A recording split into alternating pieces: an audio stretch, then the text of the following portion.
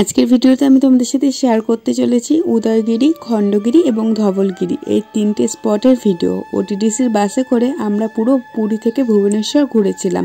পুরো গোটা 3 দিনের ট্যুর প্যাকেজ আমরা একদিনে কমপ্লিট করেছিলাম। কত কি খরচ হয়েছিল, কি কি ফ্যাসিলিটি ছিল, সবকিছু ভিডিওতে ডিটেলসে শেয়ার করব। আর বাদবাকি যে স্পটগুলো ভিজিট করেছিলাম সেগুলো আমি নেক্সট ভিডিওতে তোমাদের সাথে শেয়ার করব। তো চলো ভিডিওটা স্কিপ না করে প্রথম থেকে শেষ পর্যন্ত দেখতে থাকো, আশা করছি তোমাদের ভালো লাগবে। Hello friend, welcome back to my new another video. নতুন একটা ভিডিওতে তোমাদের সবাইকে অনেক অনেক স্বাগত, অনেক অনেক ভালোবাসা জানিয়ে আজকের ভিডিওটা স্টার্ট করছি। টাইটেল আর থাম্বনেল দেখে বুঝেই গেছো আজকের ভিডিওটা কী নিয়ে হতে চলেছে। আজকে আমরা পুরো পুরী থেকে ভুবনেশ্বরের যে স্পটগুলো ভিজিট করার আছে, মানে ট্যুরিস্ট জায়গাগুলো রয়েছে, সেগুলো ভিজিট করব। আর আজকের ভিডিওতে মেইনলি কী কী শেয়ার করব সেটা তো তোমাদের আমি ভিডিও শুরুতেই বলে দিয়েছিলাম। যেদিন আমরা পুরী পৌঁছেছিলাম সেদিনকার সন্ধ্যাবেলা ওটিডিসির অফিস থেকে আমরা কিন্তু টিকিট কেটে নিয়েছিলাম। এই যে স্বর্গদ্বার ব্রিজ থেকে সামনের দিকে যেদিকে আমরা যাচ্ছি ওটিডিসির কাউন্টার কিন্তু ওখানেই পড়বে। তো তোমরা যেভাবে ট্যুর প্ল্যান করতে চাও সেইভাবে করতে নিতে পারো। এখানে 2-3টে প্ল্যান রয়েছে। তো আমরা আজকে মেইনলি যেটা পুরী থেকে ভুবনেশ্বরের যে ট্যুর প্ল্যান রয়েছে ওটাই আমরা টিকিট কেটেছি। টিকিটের দাম নিয়েছে 550 টাকা। তো আমাদের এখানে 6:30টার মধ্যে পৌঁছাতে বলেছিল। একটা যে স্পট বলে দিয়েছিল ওই স্পটের সামনে। তো তোমাদেরও কিন্তু এরকম টিকিট যখন কাটবে তখন কিন্তু ওটিডিসির কাউন্টার থেকে ওরা বলে দেবে কোথায় থেকে ঠিক বাসটা ছাড়বে। আর রাস্তায় দেখো এত ভোর ভোর বেরিয়েছি, মোটামুটি 5টা মতন বাজে, তো তাও কত গাড়ি ঘোড়া বেরিয়ে পড়েছে।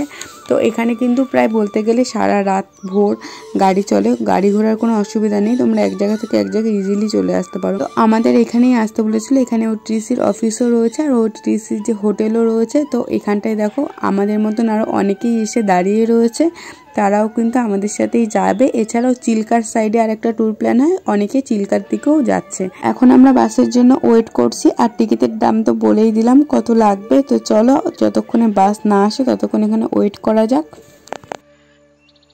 আর দেখো বলতে বলতে কিন্তু বাস চলেও এসেছে। আর হ্যাঁ, তোমাদের তো বলাই হয়নি, ওটিডিসির যে বাস 550 টাকা নিয়েছে আমাদের এক একজন টিকিটের মূল্য।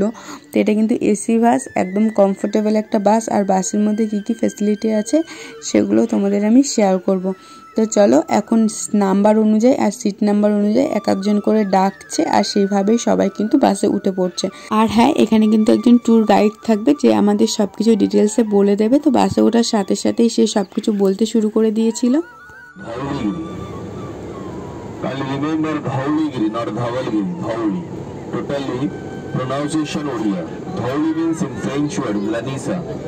Dhauli is the battlefield of Kalinga between Magadhampur and Kalingampur.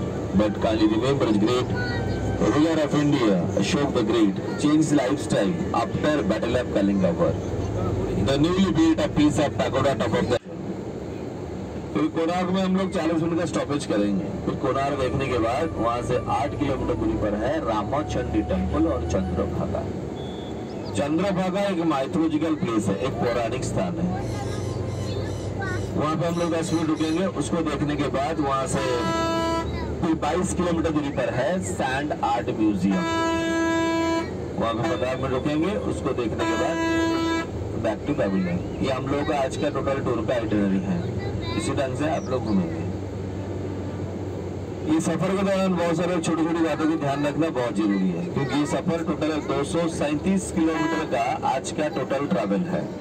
Guide তো যতটা বলার বলেই দিয়েছে, তো আমরাও বেশ শুনে নিলাম। তারপরে দেখো এখনো কিন্তু কুয়াশা কাটেনি বাইরের। তো বাইরের পরিবেশটা দেখতে দেখতে বেশ অনেকটা সময় পার হয়ে গেল। তো চলো এবার তোমাদের আমি দেখাই বাসের মধ্যে কি কি ফ্যাসিলিটি রয়েছে আর কতটা কি সুযোগ সুবিধা তোমরা পাচ্ছ এই ওটিডিসি বাসেতে। প্রথমেই দেখিয়ে দিচ্ছি লাইট আছে, বাট লাইটটা জ্বলছিল না, সুইচটা অন অফ হচ্ছিল না, কেন জানি না, ওরা হয়তো ভেতর থেকে সিস্টেম অফ করে রেখেছিল। আর এখানে এসি যেটা চলছিল, এসির জন্য দেখো এই যে দুটো মাথার ওপরে দুটো সুইচ রয়েছে, এরকমভাবে ঘুরিয়ে দিলে অফ হয়ে যাবে, আবার ঘুরিয়ে দিলে অন হয়ে যাবে। কারো এসি না লাগলে এটা অফ অন করে নিতেই পারে। আর চাইলে ওটা যেদিকে দরকার সেদিকে তোমরা ঘুরিয়েও নিতে পারো। এখানে জলের বোতল রাখার জায়গা রয়েছে, এখানে ব্যাগ রাখার জন্য একটা জায়গা রয়েছে, আর নিচে পা রাখার জন্য এরকম একটা জায়গা রয়েছে। আর সাইডে যে হ্যান্ডেল রয়েছে সেটা তো রয়েছে, যেখানে তোমরা হাত ইজিলি রাখতে পারো। আর এখানে 13 নাম্বার আর 14 নাম্বার আমাদের সামনের সিট ছিল, আমাদের ছিল 15, 16 দুটো নাম্বার। আর একটা সিট পড়েছিল ওই পাশে, দুটো সিট পাশাপাশি, আর একটা সিট সিঙ্গেল পড়েছিল, কারণ জানোই আমাদের সাথে মাও ছিল। এই পাশে যে হ্যান্ডেলটা ছিল এটা কিন্তু ওঠানো যাচ্ছিল, আর তার নিচে এই সুইচ টাইপের ছিল, এটা চাপ দিলেই কিন্তু সিটটা একদম নেমে যাচ্ছিল, আবার চাপ দিলেই সিটটা উঠে যাচ্ছিল।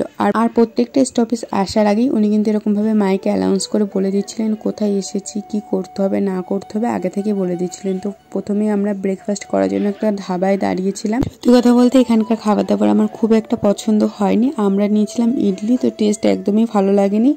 2 প্লেট ইডলি নিয়েছিলাম। তারপরে এই খাবার দাবার পছন্দ না হয় বাইরে থেকে কিছু টুকটাক কেক চিপস কিনে নিয়ে গাড়িতে উঠে পড়েছিলাম। তো দেখো যে ওই সামনে ধাবা মতন রয়েছে, ওখান থেকে না খাবার দাবার সেরকম ভালো খেতে পারিনি, যেহেতু কিছু খেতে পারিনি। তো দেখো যে জুডোর বাবা ব্যাগ ভর্তি করে খাবার নিয়ে নিয়েছে, কেক বিস্কিট নিমকি চিপস আরও অনেক কিছু রয়েছে। তো চলো এখন সামনের দিকে যাওয়া যাক। আর জুডোও কিছু খায়নি সেরকম সকাল থেকে, তার জন্য ভাবলাম গাড়ির মধ্যেই খেতে খেতে সময়টাও পার হয়ে যাবে, আর এদিকেও সকালের ব্রেকফাস্টটাও কমপ্লিট হয়ে যাবে। তো চলো প্রথম ডেস্টিনেশন আমাদের হচ্ছে ধৌলিগিরি। তো ধৌলিগিরি যাওয়ার জন্য আমাদের ওটিডিসির বাস কিন্তু এরকম একটা জায়গায় এসে দাঁড়িয়েছিল। আর এখানে বড় বাস যাবে না বলে ওরা আর একটা ছোট মিনি বাসে করে, মানে ছোট মিনি 2টো বাসে করে আমাদের পুরো বাসের যতজন প্যাসেঞ্জার ছিল তাদের কিন্তু একদম ধৌলিগিরির ওঠার যে সিঁড়ির মুখটা ওখানে এনে ওনারা নামিয়ে দিয়েছিল। আর রাস্তা যেতেই এরকম দুদিক থেকে পাহাড় ছিল, অনেক গাছ ছিল।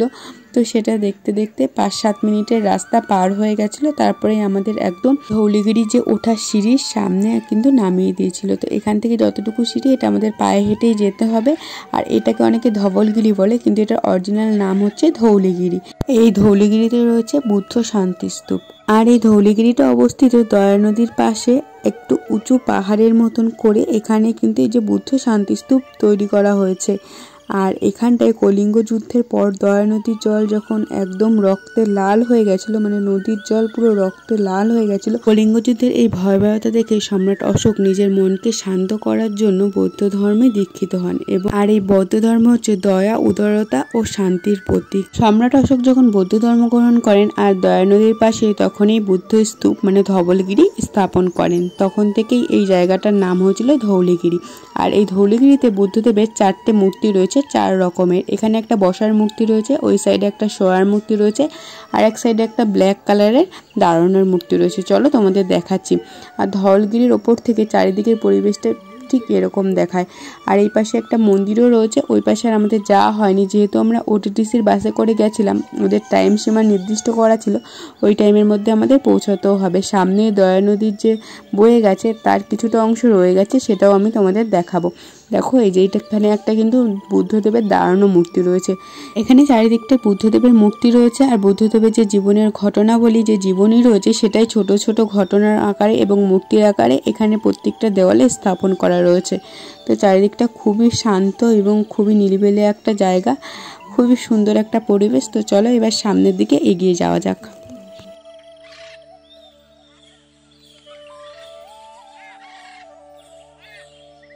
ধবলগিরি যে মন্দির রয়েছে বুদ্ধ শান্তিস্তূপ, তার ঠিক বাঁ দিকে সামনে এগিয়ে আসলে দেখতে পারবে তোমরা দয়া নদী যে বয়ে চলেছে তার কিছুটা অংশ এখানে এখনো রয়ে গেছে। আগের মতন তো আর নদী নেই, কিন্তু নদীর জল যে প্রবাহিত হয় সেটা তোমরা এখান থেকেই দেখতে পারবে।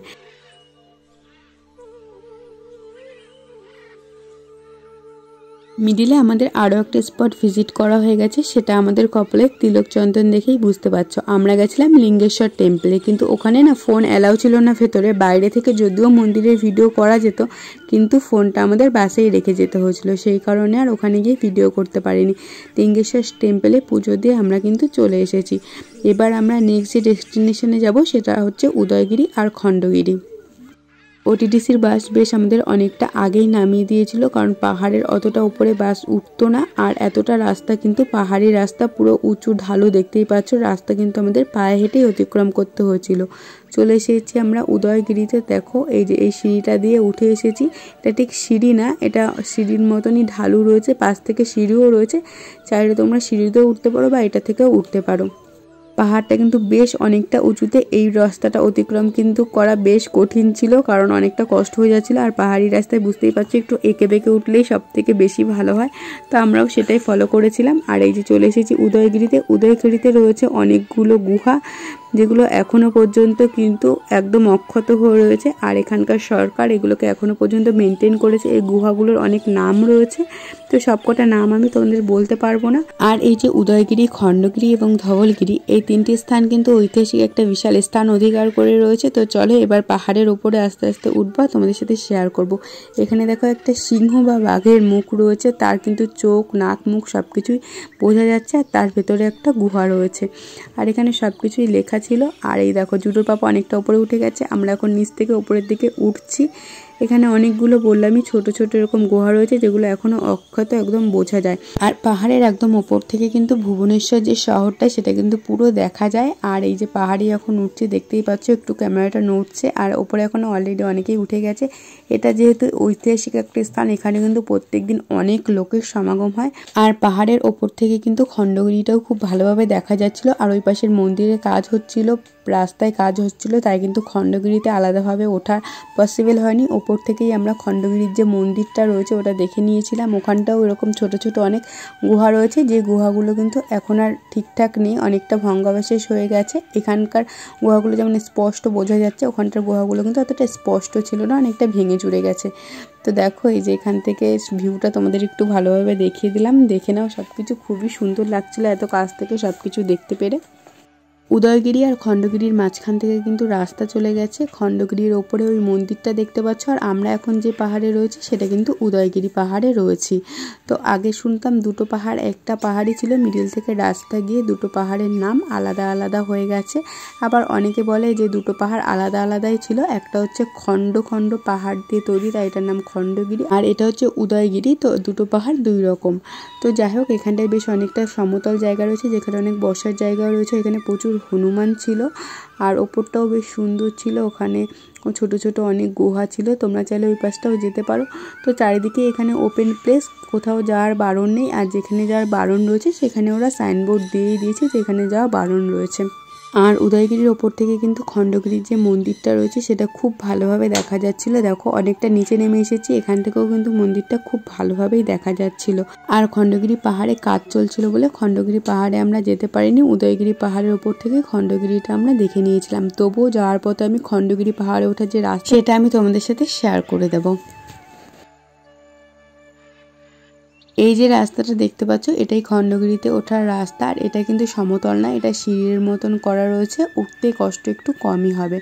আর সামনেই আমাদের বাস দাঁড়িয়ে রয়েছে ওটিডিসির। আর এই পাশে রয়েছে উদয়গিরি, আর এই পাশে রয়েছে খণ্ডগিরি, আর মাঝখান থেকে চলে গেছে রাস্তা। তো চলো এবার সামনের দিকে যাওয়া যাক। পাহাড়ি রাস্তায় উঠতে যতটা কষ্ট হয়েছিল, নামতে কিন্তু একদমই কষ্ট হয়নি, খুবই ভালো লাগছিল নামার টাইমে। আর যাওয়ার পথে দেখলাম এই পাশে পাহাড়ের এখান থেকে অনেক গুহা রয়েছে, যেগুলো দরজা কিন্তু এখন বন্ধ রয়েছে। পাহাড়ে ওঠার পর তো প্রচণ্ড গরম লেগেছিল, নামার পরেও প্রচণ্ড গরম লাগছিল। এখান থেকে ঠান্ডা ঠান্ডা আখের রস খেয়ে নিয়েছিলাম, তারপরে আমরা আবার বাসে উঠে পড়েছিলাম। এখন আমরা যাব নেক্সট ডেস্টিনেশনে। সেটা কোথায় যাচ্ছি সেটা দেখার জন্য নেক্সট ব্লগে চোখ রাখো। আর যারা নতুন তারা অবশ্যই চ্যানেলটিকে সাবস্ক্রাইব করে রেখো, পাশে থাকা বেল আইকনটিও বাজিয়ে দিও, যাতে করে পরবর্তীতে কোনো ভিডিও আপলোড করলে সাথে সাথে নোটিফিকেশন তোমাদের কাছে চলে যায়। দেখা হচ্ছে নতুন কোনো ভিডিওর সাথে। সবাই ভালো থেকো, সুস্থ থেকো, সাবধানে থেকো। আজকের মতন বাই বাই।